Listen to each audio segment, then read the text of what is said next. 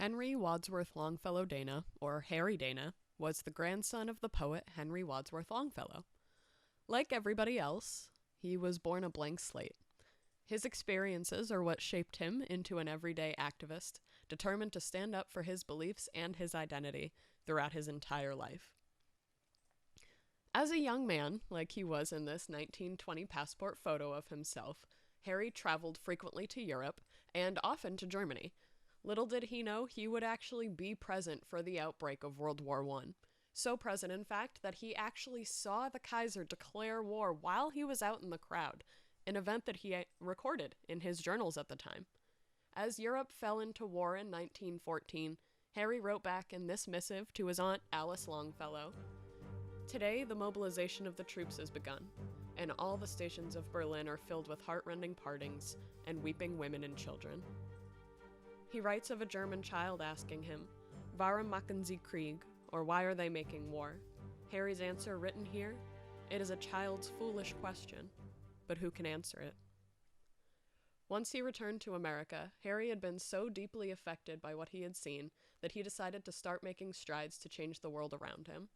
He had visions of progress, even stating to his Harvard College class and their program, as you can see from his notes right here, "During the last 300 years of our country and of our college, novel experimenters, explorers, settlers, pioneers, sons of liberty, builders of democracy, abolitionists of slavery, inventors, free thinkers, scholars have triumphed over the forces of conservatism that have tried to block their progress."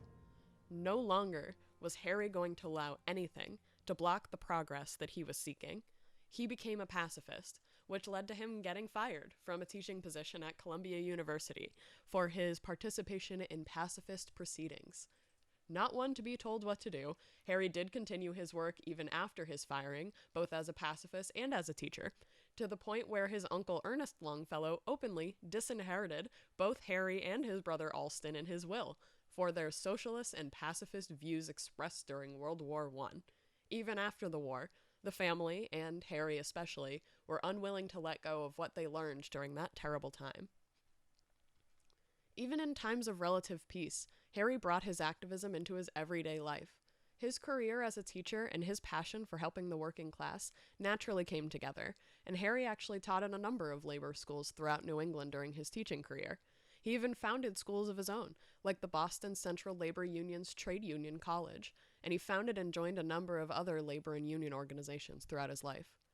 And even after all of that, Harry was still an activist every second of every day, just by embracing his own identity. As a relatively openly gay man, Harry served as a source of help and support locally for other gay men in Cambridge and Boston. For gay Harvard students especially, Harry became something of a trusted mentor. He welcomed repressed identities. He took on the responsibility of introducing these men, who were just like he had been when he was young like them, to their world without shame, and he's actually credited with creating the Harvard Gay Circle of the years just before and after World War I, according to historian Douglas Shantucci.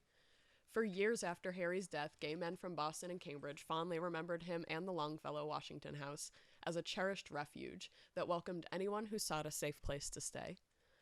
In all of this, Harry is still just a man. The things listed here arguably aren't even what Harry is best remembered for today. Many remember him as the grandson of the poet Longfellow, or they remember him as the conservator who protected this house, or they remember him as the old man who would take care of the gardens while children in the 1940s used to run around the yard. Normal people throughout history were activists, just like people are today, woven through their everyday lives in small and big ways.